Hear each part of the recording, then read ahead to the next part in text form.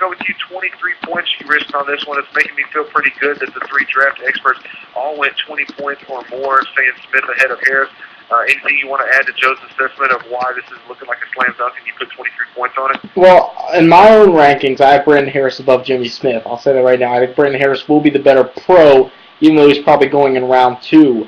But Jimmy Smith is just so physically dynamic that someone's going to take a shot on him, maybe mid-round 1 if they're not worried about some of the character stuff. But even if he falls late round 1, I think he'll still go above Brandon Harris. So I went with my third highest point total here. All right, and Scott, do you say the same thing? 20 points you put on this one. You like Jimmy Smith over Harris pretty easily as well, huh? Yeah, definitely. And it's the classic case about how intangibles and off-the-field stuff at another position like cornerback just isn't taken nearly as seriously and doesn't hurt guys as much. And some of the stuff is coming out about Jimmy Smith now, and people are realizing why there's so many people are so concerned about his character. Numerous arrests, numerous failed drug tests, i.e. more than 2 arrests. He's impregnated a number of ladies. And the work ethic's been questioned. Just tons of big question marks with Jimmy Smith. But at the end of the day, he's 6'2", he's 211, and he runs a 4.4. So that's why he's going to go in the first round. And I've heard as high as 13 overall. I've heard that he might be one of the 2 finalists for the Detroit Lions.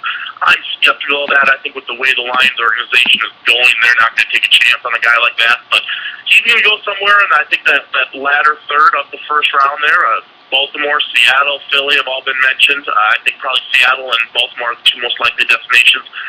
Personally, I have Brandon Harris rated as the first rounder, but he's dropping right now. Not only is he going to fall all the first round, he could be there in the middle to late first round. So it's a shame he's going to be steal for someone there, but Brandon Harris is dropping, so this was an easy one in Smith's favor. All right, well, I didn't want to keep everybody up. We've been kind of turning into 2-hour shows, but I do want to give everybody a chance to go over a question that maybe we skipped, so you guys be thinking about that. Maybe one question that we didn't get to that you really wanted to talk about. I'm going to start while you guys are thinking about that. Maybe get a chance to pull your forms up and look them over and see which is one that you really like that we didn't get a chance to talk about. But one that I really like is which conference, and this is a total draft question, so this is not just for the first round or anything else, but it's for the entire draft. Which conference will have more players drafted as a whole, the SEC or the Big 12? I actually really was pretty confident that the SEC would come out on top of this one. Joe, you risked 19 points. I edged you out by 1. I risked 20 on this one, so it's nice to see that you and I are kind of on the same page here. Was this an easy one for you, Joe, when you looked at this, that at the end of the day, you think the SEC is going to have more total players drafted than the Big 12? Well, it's not terribly easy because the Big 12 actually does have some good representatives this year, but at the same time, yeah, it's easy to fall under that SEC love and how many just top premium players they're representing. So, yeah, that's kind of why I cited it. Just a little bias there, I guess. All right, now, Scott, you actually were the only person that went to Big 12. Shane went SEC, didn't risk a lot of points on it, just 2 points. Scott, you went Big 12. Again, didn't risk a lot of points on it, just 4, but here's another chance for you to gain a lot of ground on Joe and myself. Just kind of taking a stab in the dark with this one, only put 4 points on it, or did you really think that the Big 12 is going to come out on top? Yeah, I kind of based it on my last mock draft that I did about a week and a half ago, and I was just going through and doing a little counting now to see what it was. I got half of it counted up, so maybe just come back pretty quickly after Shane answers, and I can tell you what my final tally was. It may be pretty even. Big 12 might have even overtaken the SEC. Like you said, I didn't put a whole lot of points on it because I wasn't real confident. It was pretty close based on my last mock, and I think it will be in this one as well. All right, well, we're going to go to Joe and give him a chance. Joe, what was one question? There's 25 of them. I guess we talked about, I don't know, maybe 8 to 10 of them tonight on the show, but in an effort to get us all embedded, a halfway decent hour on draft eve, and I guess on the East Coast, if anybody's still up watching this live feed on Justin TV, which, Shane, I want to give you a chance to plug your Justin TV feed and what you'll be doing on there in a few minutes. But for anybody else that may still be up, I do want to say on the East Coast, happy draft day. But Joe, is there anything that stood out to you from this contest that we didn't get a chance to talk about tonight that you were either really confident about or just had a hard time deciding on? Well, and happy draft day to all, first off. And yes, it is going to just be nonstop. I don't know that getting in bed at a decent hour is biggest of Shane Scotterai's problem tonight. But one I really wanted to touch on was Anthony Costanzo or Mike Pouncey. And yes, Costanzo is the top tackle on some people's board, not on mine. Be that as it may, I still think this hype surrounding Mike Pouncey is too great for any of these tackles to overcome outside of Tyron Smith. I think that, for me, Pouncey, he's 23 points is what I risked on it. I think he's going to be drafted higher than Costanzo, just for the simple fact of, and I don't think it's the right pick. Like Shane has been, touting for the last few months, and I totally agree with him. I just think Pouncey is a bit of a fraud, and not necessarily a bad player. It's just he's not his brother. I think he's going to be overdrafted as a result. Yeah, he fits into the top 15 easily because of what his brother did, and I don't know that Costanzo's the same prospect or will get drafted as higher, so that's why I'm so confident that Pouncey wins this. Maybe I'm wrong, but I'd love to see where Shane and Scott are on that. Well, I'll tell you this before we get their thoughts on that this was actually a very interesting one because the first few forums I started to grade, everybody was in love with this one and everybody loved Pouncey.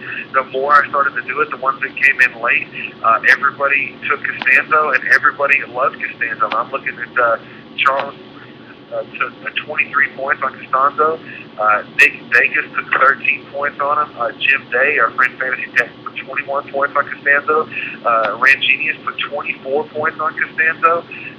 Let's see, Shane, you went Pouncey as well as I did. I put 17 points on Pouncey. Shane, you put 12 on this one, so not super confident, but this is going to be one where it's going to separate a lot of people because a lot of people that took Pouncey put 15 plus points on it. A lot of people that took Costanzo put 20 plus points on it. So this is going to cause a lot of separation in the draft. But Shane, like Joe said, you're not really an advocate that Pouncey should be taken ahead of Costanzo. But again, we're not trying to predict what we think should happen. We're trying to predict what we think will happen. And you sound like you think that Pouncey's going to go ahead of Costanzo. Yeah, and I think it's going to be close, and that's why I only put 12 points on it because I think it'll be pretty tight. But just the hype surrounding Pouncey, if he goes 15 to Miami, 17 New England, I don't think Costanzo was going over that. So I had to go with that and go with the last name. But this is going to be an interesting one to watch and one I'm definitely going to follow tomorrow. All right, now, Scott, you were the only one of the guys on the show that went with Costanzo, but you only put 2 points on it. You just think this is going to be too close to call, that's why you didn't want to risk a lot of points? Yeah, I have little or no confidence in this. I honestly think it's a coin flip 50-50. In my last mock, I had Costanzo going ahead of Pouncey, so that's why I went with him just by the narrowest margins. Now, in the new mock, I had Pouncey going ahead of Costanzo, so like I said, I think it's basically a coin flip. And just going back to the last question, the SEC versus Big 12 players in the first round, my final mock, the tally is 9-9, so that came out as a toss-up as well for me. Well, now, actually, we were talking about the whole draft on that one, but we do have that same question for the first round, and I think that I kind of saw it as a coin flip as well. None of us really put a lot of points. Shane actually put 18 points on the SEC for the first round, but as far as the whole draft, Joe and I went whole draft SEC, pretty heavy on that. But Shane, we'll get to you real quick. What was one question from the 25 that we didn't get a chance to talk about tonight that you wanted to touch on? I'm just interested to see what people thought about the trades made during the first round, over-under at 3.5, because I went over with 17 points. I think there's going to be a lot of trading late in round one. That seems to be a consensus around some of the experts. So I wanted to know to see did everyone go over on that, did people bet a lot of points, or is this another one that's going to be a little bit more separation made? One thing I love to do is I love to build spreadsheets, so I have all that information right in front of me at my fingertips. It looks like only 2 people went with the under. One person put 10 points on it. The other person that took the under put 15 points on it. All 4 of us that are on the line took the over. The most confident was actually you, Shane, put 17 points. Scott put 12, and as did I. Joe put 8. Looks like the highest person that put the most points on the over was 19. I'm sorry, take that back. Nick Vegas put 24 points on the over, and we had Jonathan Stevenson put 19 points on the over. So a lot of people liking the over in this one. Shane, you're one of the higher, you have one of the most most to gain by the overhit years. You took more points than everybody else on the phone lines at least. So you got a lot to gain if that actually does go over. Not too many other people. Everybody else kind of took it, but not too many points we can put on it. Scott, any questions that you want to touch on before we put a bow on this thing? Yeah, there's one slam dunk that we haven't mentioned, and I put 24 points on it, so I'm very confident, and that's Randall Cobb going ahead of Shane's nemesis, Leonard Hankerson. I think that's just an absolute slam dunk. And now I like Hankerson, but he's not nearly as highly thought of in the league as maybe in the fans and draft picks. I think Cobb's going to go probably a full round ahead of Hankerson. All right, well, this one actually is pretty 50-50, and of course, I obviously expected Shane to go with Hankerson. He only put 11 points on it, so I went with Cobb. I put 2 points on it. Joe went with Cobb, 13 points on it. We've got a couple of Cobbs at 21, 10.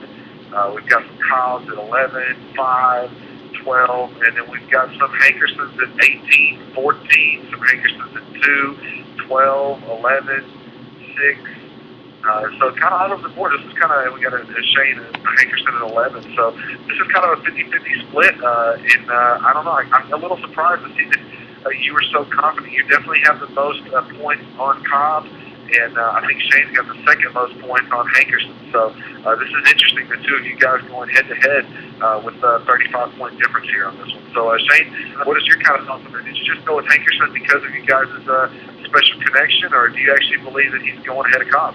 Well, I think I'm contractually obligated after what happened at the Senior Bowl to pick Leonard Hankerson in any type of choice where he can be the better prospect or picked higher. So I was contractually obligated to put him here.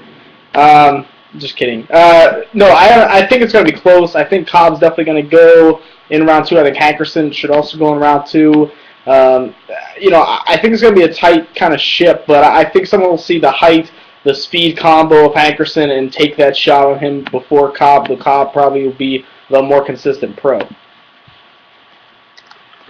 right, well, I definitely will tell you this. I did not spend a lot of time looking at this. I kind of went off of just a gut instinct, so we'll see how I do. We know that I've spent several hundred man-hours contemplating stats and everything else for my bracket. We all know how that turned out, 3 spots from the bottom. So maybe not doing a ton of research on this and just kind of going with my gut will pay off to be a sign of things that happen. I will say this.